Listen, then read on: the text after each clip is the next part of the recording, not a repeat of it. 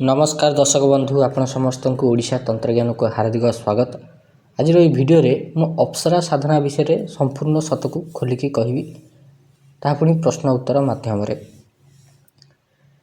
प्रथम प्रश्न, अप्सरा माने सतरे अछंती ना नाहंती? उत्तर होची हाँ, अप्सरा माने सतरे अछंती।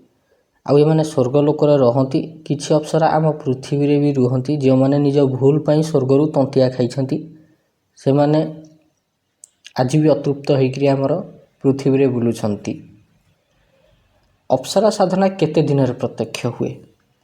अप्सरा साधना एमितिरे तो 21 दिन रु नेकिना 5 वर्ष भी लगी जाए प्रत्यक्ष हवा पाई, किंतु सेटा निर्भर करे साधक उपरे, साधकर साधना रो तेजस्विता उपरे कि साधक केते साधना करुच्ची और केउ भली मार्ग रे साधना करुच्ची। अघोर मार्ग रे कले हाईली रिस्क अच्छी, किंतु 21 दिन भितर प्रत्यक्ष कन्फर्म सिद्ध हुअंती आ सामने प्रत्यक्ष भी हुअंती। किंतु सात्विक मार्ग रे कले सहजरे प्रत्यक्ष हुअंती, किंतु जेबे भी प्रत्यक्ष हुअंती निजर प्रसन्नता पूर्वक आसिक सामने प्रत्यक्ष हुअंती। जदि प्रत्यक्ष न हुअंती तेबे अप्रत्यक्ष रूप रे भी अनेक कार्य आपणकर से साधना कर देई पारंती। नेक्स्ट, अप्सरा साधना भितर क्यों अप्सरा सबुठु बेसी जल्दी सिद्ध हुए? मो अनुभव रे मिश्रकेशी अप्सरा, लीलावती अप्सरा, इंद्रजा अप्सरा एमाने बहुत जल्दी सिद्ध हुअंती।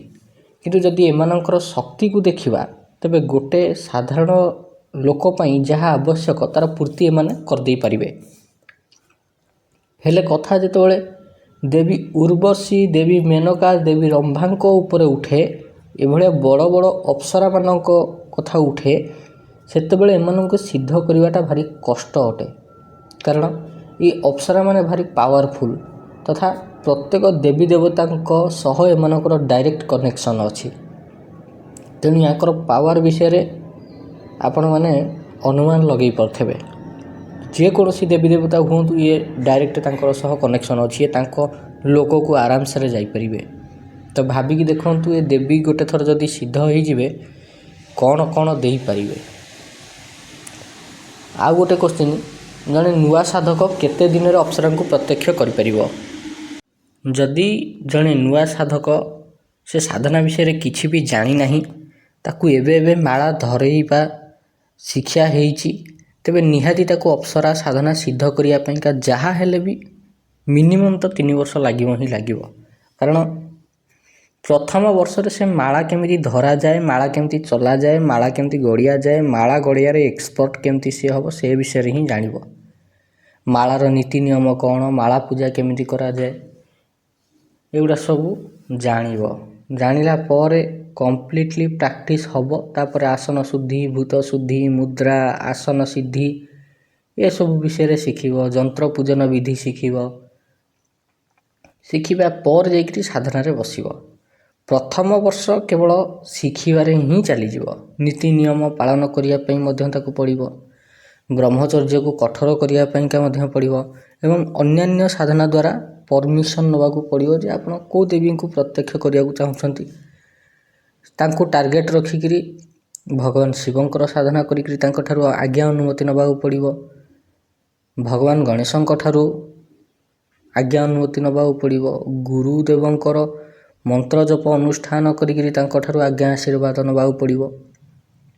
तापर पुनी कामदेवंकर वशीकरण मंत्र प्रयोग करिकरी ताकू सिद्ध करिया को पड़िबो। ता परे जाइकरी आकर्षण वशीकरण प्रयोग करिकरी आपण अप्सरा को आनी परिबे। तेबे जाइकरी अप्सरा टाणी हेइकरी आसीबो। एते सबु करी करी सामना रे डायरेक्ट प्रत्यक्ष करिया पई तो निहाती गोटे साधक को 3 वर्ष लागि जिवो, एथरे संदेह नाही। कहीं जदि साधक साधना बाबद को किसी जानी ही नहीं, से तो अंधार रे खाली हाथ गोड़ बुलाउथब, कोठी बाजिबो न बाजिबो सेटा तो दूरर कथा। खाली मंत्रटा जप कले जदि सबु हेई जाउ थांता संसार रे, तो आउ तंत्र रे जो लेखा हेइची शाही, कलम, यंत्र, माला विशेष मंत्र रे सिद्ध हबो, आसन शुद्धि हब, अंगन्यास हब, करन्यास हब, हृदयादिन्यास हब, ऋष्यादिन्यास हब, ଯେଉଁ ଆସନ ଉପରେ ବସିଛନ୍ତି ସେ ଆସନର ମହତ୍ତ୍ୱଟା ଅଛି। କେଉଁଠି ଗଧ ଚର୍ମର ଆସନ ଲାଗିବ, କେଉଁଠି ବାଘ ଛାଲ ଆସନ ଲାଗିବ, କେଉଁଠି ମୃଗ ଛାଲ ଆସନ ଲାଗିବ, କେଉଁଠି କୁଶ ଆସନ ଲାଗିବ, କେଉଁଠି କମ୍ବଳ ଆସନ ଲାଗିବ। ଏଗୁଡ଼ା ସବୁ ଦିଆହେଇଛି ତନ୍ତ୍ରଶାସ୍ତ୍ରରେ। କାହିଁକି ଦିଆହେଇଛି? କାରଣ ଏଗୁଡ଼ାକର ସବୁ ମହତ୍ତ୍ୱ ଅଛି, ସେଥିପାଇଁକି ଦିଆଯାଇଛି। ଆଉ ଏତେ ସବୁ କଥା ନ ଜାଣିକି ଯଦି ଜଣେ ଡାଇରେକ୍ଟ ଅପ୍ସରା ସାଧନା ଉପରେ ବସିବ, ସେ ଅନ୍ଧାରରେ ବାଡ଼ି ବୁଲେଇଲା ଭଳିଆ କଥା। ନା ତା'ର ଆଗକୁ କିଏ ଅଛି, ନା ତା'ର ପଛକୁ କିଏ ଅଛି, କିଛି ଜଣା ନାହିଁ। ଯେଉଁମାନେ ଗୁରୁମନ୍ତ୍ର ପାଇଛନ୍ତି, ଗୁରୁମନ୍ତ୍ର ଅନୁଷ୍ଠାନ କରିଛନ୍ତି, ସେମାନଙ୍କ ସାଙ୍ଗରେ ତାଙ୍କର ଗୁରୁ ଚାଲିବେ। ଯଦି କେଉଁଠି ଅସୁବିଧା ସୁବିଧା ହୁଏ ତେବେ ତାକୁ ଗୁରୁ ମ୍ୟାନେଜ୍ କରିନେବେ। କିନ୍ତୁ ଯେଉଁମାନଙ୍କର ଗୁରୁ ଦୀକ୍ଷା ହେଇନି, ସେମାନେ ଯଦି ଡାଇରେକ୍ଟ ଅପ୍ସରା ସାଧନା ଉପରେ ବସିବେ, ତ ମାଡ଼ ଖାଇଯିବେ। ଅପ୍ସରା ଆସିବେ, ଦେଖିବେ କିଏ କ'ଣ କରୁଛି ସାଧନା ଦେଖିଆ। ତାଙ୍କ ମନ୍ତ୍ର ଯେଉଁଠୁ ଆସୁଥିବ ସେ ସେଇଠିକି ଆସିବେ ମନଭେଦୀ ଦ୍ୱାରା। ଆଚ୍ଛା, ମନଭେଦୀ ଦ୍ୱାରା ଆସିକି ଦେଖିବେ ଏଇ ସାଧକଟା, ୟାର ପାଷ୍ଟ ବିଷୟରେ ତ ସିଏ ବହୁତ କିଛି ଜାଣିଥିବେ। ସିଏ ସାଙ୍ଗେ ସାଙ୍ଗେ ଜାଣିଦେବେ କି ୟାର ଯୋଗ୍ୟତା ନାହିଁ, ତେଣୁ ଇଏ ଅଯୋଗ୍ୟ ବୋଲି ଭାବିକିରି ପଳେଇଯିବେ। କିନ୍ତୁ ଯଦି ତା ପୂର୍ବରୁ ଆପଣ ଭଗବାନ ଗଣେଶଙ୍କର ସାଧନା କରିଥିବେ, ଭଗବାନ ଶିବଙ୍କର ସାଧନା କରିଥିବେ, ଗୁରୁଦେବଙ୍କର ସାଧନା କରିଥିବେ, ନିଜର ଇଷ୍ଟ ଦେବୀ ଦେବତାଙ୍କର ସାଧନା ଅନୁଷ୍ଠାନ କରିଥିବେ, ତେବେ ଏସବୁ ଶକ୍ତି ଗୁଡ଼ାକ ଆପଣଙ୍କ ପଛରେ ଥିବେ। ଯେତେବେଳେ ପଛରେ ଥିବେ, ଗୋଟେ ଅପ୍ସରା ଆସିବ, ଦେଖିବ କିଏ ଡାକୁଛି, ଯେତେବେଳେ ଦେଖିବ ତା ପଛରେ ଏତିକିଟା ଇଷ୍ଟ ଦେବୀ ଦେବତା ଚାଲୁଛନ୍ତି, ତାହେଲେ ସେ ଜାଣିବ କି ନାହିଁ ସାଧକର ଦମ୍ ଅଛି, ସାଧକର ବଜନ ଅଛି, ଓଜନ ଅଛି। ୟାକୁ ସିଦ୍ଧ ହେଲେ ଇଏ କିଛି କରିପାରିବ। ଆଉ ବିଲକୁଲ ସାଧକ ସାଧନା ବାବଦକୁ କିଛି ଜାଣିନଥିବ, ଡାଇରେକ୍ଟ ମନ୍ତ୍ର ସାଧନା ଉପରେ ବସିଲେ ତ କିଛି ଲାଭ ନାହିଁ। ତେବେ ଯାହା ବି ହେଉ, ଗୋଟେ ନୂଆ ସାଧକ ପାଇଁକା କମ୍ ସେ କମ୍ ତ 3 ବର୍ଷ ନିହାତି ଲାଗିଯିବ ଗୋଟେ ଅପ୍ସରାକୁ ପ୍ରତ୍ୟକ୍ଷ କଲା ବେଳକୁ। କେତେ ଦିନ ଅପ୍ସରା ସାଧନା କରିବା ଦ୍ୱାରା ଦେବୀଙ୍କର କୃପା ପ୍ରାପ୍ତି ହୁଏ? ଏମିତିରେ 20ରୁ 21 ଦିନ ପର୍ଯ୍ୟନ୍ତ ଯେକୌଣସି ଅପ୍ସରା ଦେବୀଙ୍କର ମନ୍ତ୍ର ଜପ କଲେ ବି ଦେବୀଙ୍କର କୃପା ପ୍ରାପ୍ତି ହେଇଯିବ, ଏଥିରେ ସନ୍ଦେହ ନାହିଁ। ଏଇ କୃପାକୁ ପ୍ରାପ୍ତି କରିବା ପାଇଁ ନିହାତି ହୋମ କରିକିରି ଆହୁତି ଦେବାକୁ ପଡ଼ିବ। ବହୁତ ଜଲ୍ଦି କୃପା ପ୍ରାପ୍ତି ହେଇଯାଏ, ଏଇଟା ଗୋଟେ କିଛି ବଡ଼ କଥା ନୁହଁ। ଅପ୍ସରା ସାଧନାରେ କ'ଣ ନିୟମ ରହେ? ଅପ୍ସରା ସାଧନା କରୁଥିବା ସମୟରେ ମିଛ କହିବେନି, କାହାରି ନିନ୍ଦା କରିବେନି, ଗଛରୁ ପତ୍ର ଅକାରଣରେ ଛିଡ଼େଇବେନି, ବିନା ପିଆଜ ରସୁଣର ସାତ୍ୱିକ ଭୋଜନ ଖାଇବେ, ପିଆଜ ରସୁଣ ମିଶିବ ନାହିଁ, ନନଭେଜ୍, ଆଲକହଲ, ପାନ, ବିଡ଼ି, ଗୁଟକା, ସିଗାରେଟ୍, ତମ୍ବାଖୁ ଏଗୁଡ଼ା ସବୁ ଛାଡ଼ିବାକୁ ପଡ଼ିବ। କେଶ ନଖ କାଟିବେ ନାହିଁ, ନଖରେ ଭୂମିକୁ ବିଦାରିବେ ନାହିଁ, କାହାରିକୁ କଟୁ କଥା କହିବେ ନାହିଁ, ହାର୍ଡ଼ କଥା କହିବେ ନାହିଁ, କାହାକୁ ମାରପିଟ୍ କରିବେ ନାହିଁ। ପ୍ରତ୍ୟେକ ଦିନ ଗାଈ କୁକୁରଙ୍କୁ ଖାଇବାକୁ ଦେବେ। ଲୋକଙ୍କୁ ଯଦି କିଛି କିଛି ଜିନିଷ ଦାନ ଦେବାକୁ ଚାହିଁବେ ଦେଇପାରିବେ। ଦେବତୁଲ୍ୟ ଗୁଣ ଯେତକ ରହିଲା, ତାକୁ ଯଦି ଆପଣ ଆପଣେଇ ପାରିବେ ତାହେଲେ ଅପ୍ସରା ସାଧନା କରନ୍ତୁ। ଆଉ ନିଜ ଭିତରେ ଦେବତୁଲ୍ୟ ଗୁଣଟାକୁ ଆପଣେଇ ପାରିବେ ନାହିଁ, ଆପଣ ଯଦି ଭାବିବେ କି ରାକ୍ଷସ ଭଳିଆ ଯାହା ନାହିଁ ତାହା କରିକିରି ଅପ୍ସରାଙ୍କୁ ଡାକିଲେ ପଳେଇ ଆସିବେ, ସେମିତି ସମ୍ଭବ ନୁହେଁ। କାରଣ ଅପ୍ସରା ରୁହନ୍ତି ସ୍ୱର୍ଗରେ, ସ୍ୱର୍ଗରେ ରୁହନ୍ତି ଦେବତା। ଦେବତାଙ୍କର ଲାଇଫଷ୍ଟାଇଲଟା ସେତିକି କଠୋର ବୋଲି, ସେତିକି ସାତ୍ୱିକ, ସେତିକି ଚିନ୍ତାଶୀଳ, ସେତିକି ଭବ୍ୟ ବୋଲି ହିଁ ଅପ୍ସରା ତାଙ୍କ ପାଖରେ ଅଛନ୍ତି। ନହେଲେ ତ ଅପ୍ସରା ଅସୁରମାନଙ୍କୁ ପାଖକୁ ପଳେଇ ଆସିଥାନ୍ତେ। ଖାଲି ଯଦି ବଳରେ ସବୁ କିଛି ହେଇପାରୁଥାନ୍ତା, ଅପ୍ସରା ତ ରାକ୍ଷସମାନଙ୍କ ପାଖରେ ଥାନ୍ତେ। ସେମାନେ କାହିଁକି ଦେବତାମାନଙ୍କ ପାଖରେ ଅଛନ୍ତି? କାରଣ ଦେବତାମାନଙ୍କ ପାଖରେ ଭବ୍ୟତା ଅଛି, ଦେବତାମାନଙ୍କ ପାଖରେ ସଦ୍ଗୁଣ ଅଛି, ଦେବତାମାନଙ୍କ ଭିତରେ କ୍ଷମା ଅଛି, ଅନ୍ୟକୁ ସାହାଯ୍ୟ କରିବାର ଗୁଣ ଅଛି। ନେକ୍ସଟ କ୍ୱେଶ୍ଚିନ୍, ଅପ୍ସରା ସାଧନାରେ ଧନ ସମ୍ବନ୍ଧୀୟ ସମସ୍ୟା ଅପ୍ସରା ଦୂର କରିପାରିବେ କି? ଦେଖନ୍ତୁ, ଏମିତି ଅପ୍ସରା ବି ଅଛନ୍ତି ଯେଉଁମାନେ ଡାଇରେକ୍ଟ ନିଜର ଅଳଙ୍କାର ଖୋଲିକି ଦେଇପାରିବେ। କିନ୍ତୁ ଦେଖାଯାଏ ଯେ ଛୋଟ ମୋଟ ଅପ୍ସରା ଯେଉଁମାନେ ଅଛନ୍ତି ସେମାନେ କେବଳ ଧନ ଆଗମନର ରାସ୍ତା ଖୋଲିପାରିବେ। ଯେମିତିକି ଧରିନିଅ କାହାର ଚାକିରି ହେଉନଥିବ, କରେଇଦେବେ। ଚାକିରି କିଏ ଗୋଟେ କରିଛି, ତା'ର ଚାକିରି ଯିବା ଉପରେ ଅଛି, ସେଭଳିଆ କ୍ଷେତ୍ରରେ ବି ସେ ତାକୁ ଠିକ୍ କରିଦେବେ। ଆଉ କାମଧନ୍ଦା ଯଦି ଚାଲୁନାହିଁ ତେବେ ଚଲେଇ ଦେବେ। ବେପାର ବନ୍ଦ ହେଇକିରି ପଡ଼ିଥିଲେ ସେଟାକୁ ବି ସେ ଠିକ୍ କରିଦେବେ। ବେଳେବେଳେ ଅପ୍ସରାମାନେ କେଉଁ ସ୍ଥାନରେ ମାଟି ତଳେ ଯେଉଁ ସୁନା, ତମ୍ବା, ମୂର୍ତ୍ତି ଏଗୁଡ଼ା ସବୁ ଥାଏ, ଅଳଙ୍କାର ଆଭୂଷଣ ଥାଏ, से विषय भी इनफॉरमेशन दे दियंती। किंतु मो अनुभव कहूँ इंटरनल हैप्पीनेस सेटा अप्सरा साधना करने द्वारा ही आसे, अन्य कौन साधना करने द्वारा सहज आसेनी। दुईटा तीन टा साधना अच्छी, गोटे है गायत्री साधना, गोटे है चंद्र साधना, आ गोटे है अप्सरा साधना। ये तीन टा साधना द्वारा ही इंटरनल हैप्पीनेस आसे।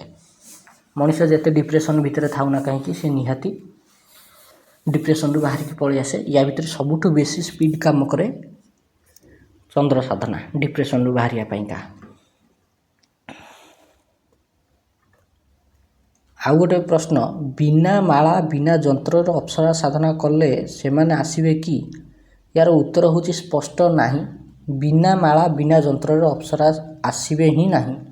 जंत्रर आवश्यकता तंत्र साधन रे काहे पड़े?